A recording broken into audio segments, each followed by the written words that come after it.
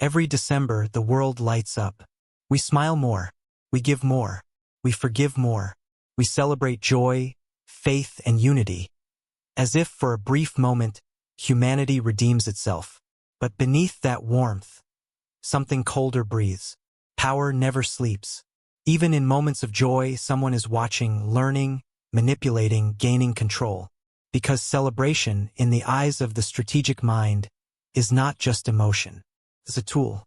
A battlefield where power is hidden behind gifts, religion behind obedience, and joy behind control. As Machiavelli once warned, men are more easily deceived by a great show of affection than by violence. And that's the dark paradox we're diving into today. The cold strategy behind joy, faith, and celebration. Because every moment of human unity can also be used to divide, to control, and to dominate. Let's begin. Lesson 1: Joy can be engineered. Every empire understood one truth. People are easiest to rule when they're happy, or at least when they think they are. Ancient Rome mastered this long before modern media. While the empire burned and corruption spread, emperors created bread and circuses. They filled the arenas with games, laughter, and illusion. Citizens were fed, entertained, and distracted. It wasn't joy, it was sedation. Joy, when mass-produced, becomes a form of anesthesia. The crowd that cheers cannot rebel. The people who celebrate rarely question. And in our time, nothing has changed. Our festivals, our holidays, our moments of joy, are systems of social rhythm. Moments where our emotions are synchronized, predictable, and easy to steer. Effective affirmation. True joy is self-created. The world offers comfort to control you, but power begins when you decide when and how to celebrate. Lesson 2: Faith is a tool of alignment. Faith is one of humanity's deepest instincts, the need to believe. But as Carl Jung observed, people don't have ideas. Ideas have people. When faith becomes organized, it ceases to liberate and begins to control. Every priest, every politician, every ruler throughout history understood this. Because belief binds faster than fear ever could. In the Middle Ages, faith was used to create hierarchy. Kings ruled by divine right. Disobedience wasn't just rebellion, it was sin. And today, while we may not bow to kings, we still kneel before ideologies. Faith has evolved into brands, causes, and screens.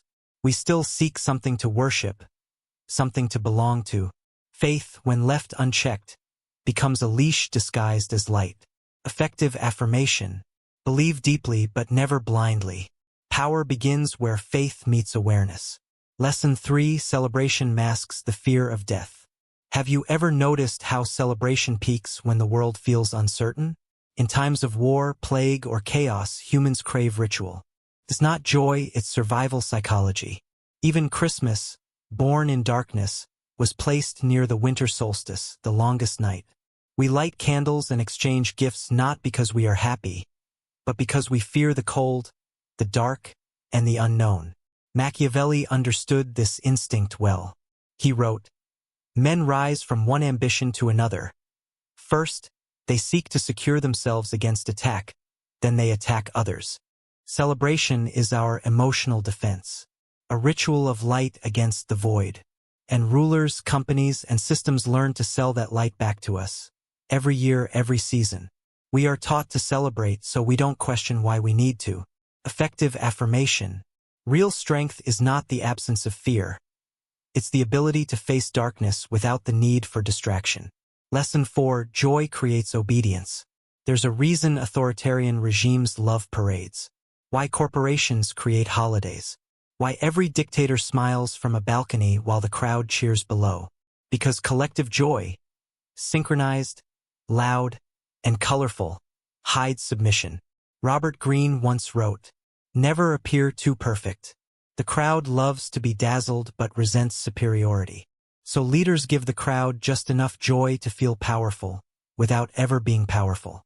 They give symbols of unity, flags, songs, slogans, and watch the masses feel proud, not realizing pride can be programmed. Joy becomes the most beautiful form of control, the kind you don't even feel. Think of it this way: If sadness unites us in empathy, joy unites us in obedience. Because people rarely rebel when they're entertained. And no one questions the hand that gives them pleasure. Effective affirmation. Question the joy that is handed to you.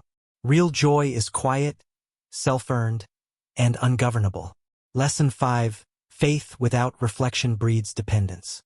Faith can elevate a person to divine strength or trap them in dependency. That's why Machiavelli warned rulers to appear religious, even if they weren't. It is unnecessary to have all the good qualities, but very necessary to appear to have them. He understood the power of illusion, that faith in a leader often mattered more than the leader's morality. And yet, millions of people still look upward for answers, to leaders, systems, gods, or screens, waiting to be saved. Dependence, disguised as devotion. True faith should make you fearless, not fragile. But blind belief turns people into tools. History repeats this endlessly. From cults to politics to corporations, the loyal are rewarded with belonging, while the aware are punished with solitude. But solitude, as Jung said, is not weakness. It's where individuality is reborn. Effective affirmation. Stand alone if you must, because dependence is the first death of power. You see, joy, faith, and celebration are not the enemies. They're sacred human emotions. But when unexamined, they become instruments, in the hands of those who understand the machinery of the mind. And that's the cold strategy Machiavelli saw centuries ago. Control the emotions that unite people. And you control the people themselves. Lesson 6. Generosity is a mask for power. Generosity seems pure. Giving feels divine. But in the eyes of Machiavelli, generosity is never innocent. He warned, if one is generous in such a way that it is not noticed, he will not be praised for it. Therefore, to keep up the name of being generous, one must lavishly display. In other words, giving is performance. Every act of generosity creates a hierarchy. The giver stands above, and the receiver below. Think of rulers hosting feasts for their people. Think of billionaires donating in front of cameras. Even think of the friend who gives to be admired, not out of love. Generosity, when seen through a cold strategic lens, is a weapon of gratitude. It binds people with invisible debt, a chain softer than iron, but stronger than steel. The one who gives controls the emotional balance. The one who receives becomes silently indebted. And that is why those in power give often, not to lift you, but to anchor you. Effective affirmation. Be generous, but never for validation. Give from strength, not from need, and never become enslaved by the hand that feeds you. Lesson 7. Celebration distracts from decay. Every empire collapses with a festival. Ancient Babylon's final nights were filled with music and wine. Rome's decline was drowned in excess and spectacle. Even the French monarchy held lavish parties while revolution brewed in the streets. Why? Because when the structure begins to rot, celebration becomes camouflage. Humans fear silence more than truth. So the moment decay begins, society amplifies its joy. More entertainment, more sales, more smiles. The louder the laughter, the deeper the decay. This is not pessimism, it's historical rhythm. When civilizations sense collapse, they dance harder to forget the sound of it. And every strategist knows this. The easiest way to rule a dying empire is to keep it distracted, until it falls willingly, singing its own lullaby. Effective affirmation. Celebrate consciously. Joy is sacred, but denial is deadly. Learn to hear what the noise is hiding. Lesson 8. Unity is the most beautiful illusion. Every celebration is built on the illusion of unity. We are one. We are together. But as Jung wrote, the larger the crowd, the more shadow it casts. Unity, while comforting, dissolves individuality. People merge into symbols, lose nuance, and become a single emotional body. And emotional bodies are easy to steer. Rulers, religions, and movements know this well. They use color, music, and repetition to synchronize hearts into obedience. You believe you're united for love, but unity is often the camouflage for collective control. The French Revolution began with chants of equality and ended with heads in baskets. The Nazi rallies were built on unity, discipline, and joy, until that joy demanded obedience unto death. Unity, without critical thought, becomes the most elegant form of submission. Effective affirmation: stay connected but never dissolve. Unity should empower individuality, not erase it. Lesson 9. Joy reveals the weakness you hide. Here's the paradox. People often reveal more in joy than in sorrow. When you're happy, you lower your guard. You speak freely. You expose your ambitions, your desires, your weaknesses. That's why skilled manipulators provoke joy, not fear. They make you laugh, they compliment you, they build trust. And once you feel safe, they listen. Because joy is the perfect disguise for interrogation. Machiavelli hinted at this in The Prince. Men are so simple, and so subject to present necessities, that he who seeks to deceive will always find someone who will allow himself to be deceived. The warmest smile often hides the sharpest strategy. So, the next time someone flatters you in a moment of success, pause. Because manipulation rarely feels like manipulation when it's wrapped in admiration. Effective affirmation: guard your joy. Let it nourish you, not expose you. The wise celebrate quietly.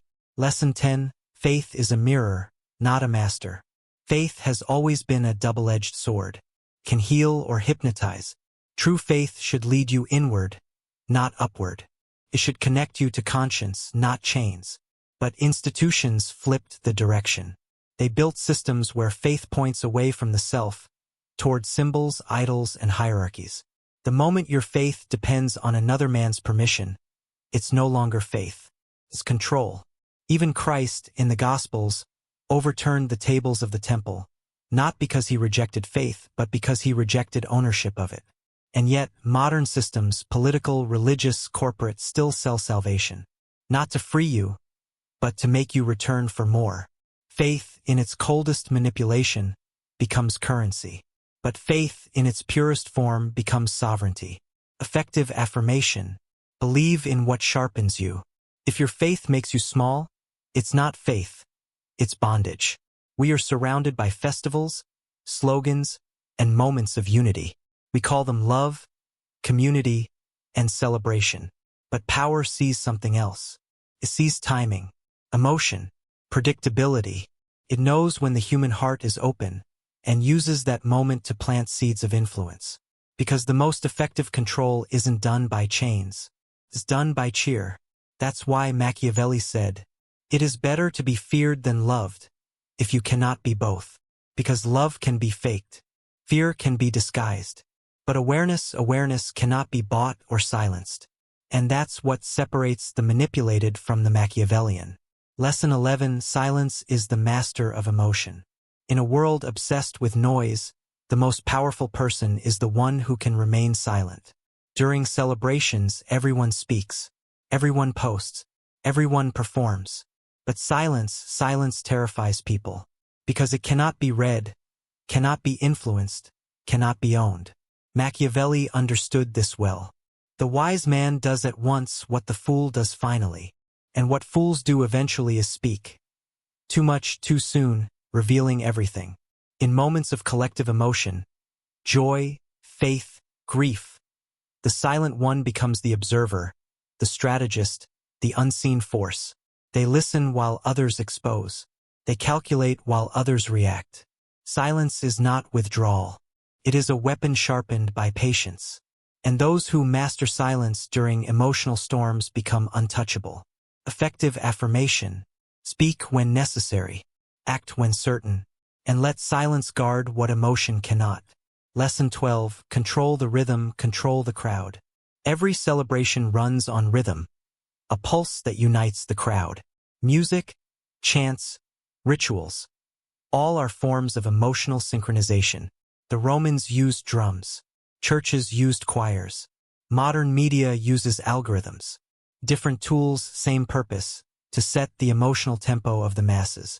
The strategist knows this, that if you control the rhythm, you control the mood. Slow it down and people reflect. Speed it up and they forget. Crowds don't need orders. They need momentum. And once momentum is established, obedience follows naturally. Robert Greene called it the art of timing. He wrote, "The timing of your actions is critical. Never seem to be in a hurry. Those who master timing appear divine, because they move when others freeze. They speak when silence has amplified their voice. The masses follow rhythm. The master creates it." Effective affirmation. Control your tempo. Don't let the world rush your emotions. Lead the rhythm instead of dancing to it. Lesson 13. Happiness is the easiest trap. Happiness sells. It always has. And those who chase it are the easiest to guide. The ancient Stoics knew this well. They didn't trust happiness. They sought peace instead. Because happiness depends on conditions, money, people, approval. And what can be given can be taken. The modern world thrives on this imbalance. We are promised happiness in exchange for obedience. Buy this, follow that, believe this, post that. It's not life. It's a loop of dependency disguised as joy. That's why true power lies not in happiness, but in detachment. The ability to feel joy without needing it. Machiavelli's wisdom aligns with the Stoics here. He who wishes to be obeyed must know how to command the self, not others. Once you no longer chase happiness, you become dangerous. Because the manipulator's most powerful weapon, your craving, no longer works. Effective affirmation. Don't chase happiness. Cultivate stillness. What you no longer need can no longer control you. Lesson 14. Every celebration is a mirror of power. Look closely at any festival, parade, or ceremony, and you'll see hierarchy. Who sits at the head of the table? Who speaks first? Who is celebrated? And who is ignored? Every act of joy reveals the structure of power. Even simple gatherings expose it, the dominant, the submissive, the admired, the overlooked. That's why Machiavelli advised rulers to attend public celebrations. It wasn't for pleasure, it was for observation. He watched who approached first, who flattered most, who looked envious. Because celebration is the perfect mask for ambition. The wise understand this. They attend joy like soldiers attend battle. Aware, observant, emotionally armored. Effective affirmation. Enjoy the dance, but never forget where you stand on the floor. Observation is the secret language of power. Lesson 15. Faith without action is control. Faith, celebration, and joy. All of them lose meaning without movement. Because stagnant faith breeds manipulation. When belief stops transforming into action, it becomes ritual. And ritual without reflection becomes routine. Routine makes people predictable. Predictability is the death of freedom. This is why Machiavelli preferred fear over love. Not because fear is noble, but because it moves people. Emotion without movement is submission disguised as serenity. The powerful use symbols to keep people feeling inspired but doing nothing. That's why revolutions are often preceded by festivals. The people were celebrating what they should have been changing. Effective affirmation. Faith is only sacred when it leads to courage. Believe, then act, or someone else will act for you. The pattern repeats across centuries. Empires rise and fall to the rhythm of human emotion. Every time, the people sing while the powerful plan. Every time, joy becomes the cover for fear. But the cold strategist, the Machiavellian thinker, learns to step back from the noise. To ask, why am I celebrating? Who benefits from my joy? And who profits from my faith? When you begin to ask those questions, something extraordinary happens. Joy becomes pure again. Faith becomes free again. And celebration becomes sacred. Not because it's loud, but because it's yours. Lesson 16. Emotional sovereignty, the highest form of power. The true strategist doesn't suppress emotion, they govern it. Machiavelli never told us to become heartless. He told us to become aware. Because awareness transforms emotion from weakness into armor. To control your emotions doesn't mean to kill them. It means to see them clearly, use them wisely, and never let them use you. Joy can become strength. Faith can become fire. Celebration can become reflection. But only when you choose them consciously, not when the world chooses them for you. Think of the samurai before battle. They meditated not to erase fear, but to master its rhythm. Their silence wasn't emptiness. It was control. The modern warrior does the same. not on battlefields but in daily life. In the chaos of information, celebration, distraction, they stay centered, unmoved by noise, unshaken by flattery. Effective affirmation. Power begins where reaction ends. The one who governs emotion governs reality. Lesson 17. Learn to celebrate without attachment. Imagine a world where you could enjoy beauty without clinging to it, where you could love deeply, celebrate freely, yet walk away when necessary. That's freedom. That's detachment, not coldness, but clarity. The Stoics called it apatheia, the art of calm within chaos. It's what Marcus Aurelius meant when he said, "Receive wealth or prosperity without arrogance, and be ready to let it go." Joy, when detached from dependency, becomes pure strength, because you can enjoy everything and lose nothing. The cold strategist celebrates, but doesn't escape into celebration. They feel deeply, but never drown. They give, but never beg. They believe, but never surrender their mind. Effective affirmation. Celebrate without clinging. Feel without fear. The world loses control over those who do not need it. Lesson 18. The shadow of comfort. Here's the silent killer of ambition. Comfort disguised as peace. Modern life teaches you that comfort equals happiness. But comfort is simply control in a softer form. The moment you seek comfort above growth, someone owns you. A system, a belief, person. That's why Machiavelli admired conflict. Not because he loved chaos, but because he understood evolution is born in tension. He wrote, "The lion cannot protect himself from traps, and the fox cannot defend himself from wolves. One must therefore be a fox to recognize traps, and a lion to frighten wolves. Comfort makes you neither. It softens the lion and blinds the fox. And when you lose both, you become prey." The strategist learns to live just outside comfort, disciplined, sharp, and alert, not because life must be war, but because power demands vigilance. Effective affirmation. Choose growth over comfort. Peace without awareness is just a prettier prison. Lesson 19. Faith reborn as self-trust. The coldest truth about faith is that it begins with others, but ends with you. You're taught to believe in God's systems, leaders, but rarely in your own discernment. That's the reversal of power. Self-trust is the most dangerous form of faith because it cannot be manipulated. A person who trusts themselves is immune to propaganda, to guilt, to emotional coercion. Carl Jung said, "Until you make the unconscious conscious, it will direct your life and you will call it fate." When you learn to trust your inner voice more than outer noise, you stop being ruled. Not by kings, not by crowds, not even by ideology. You become your own authority. Effective affirmation. Trust yourself deeply enough that faith no longer requires proof. Lesson 20. The cold strategy of the heart. Now we return to the title. The cold strategy behind joy, faith, and celebration. Cold does not mean lifeless. It means clarity. Coldness, in the Machiavellian sense, is emotional precision, the ability to act without distortion. It is warmth refined into wisdom. It is faith distilled into discipline. It is joy freed from illusion. The world wants you emotional, impulsive, easy to sway because chaos is profitable. But once you learn to celebrate consciously, to believe intelligently, and to feel powerfully without dependence, you become ungovernable. That is the true Machiavellian paradox. You win not by conquering others, but by mastering the kingdom within. Because the most dominant force in the room is not the loudest, it's the calmest. Effective affirmation. Be warm in spirit, but cold in execution. That balance is where power lives. The silent revolution. Every era has its rituals and its rulers. Every system builds celebrations to keep people synchronized.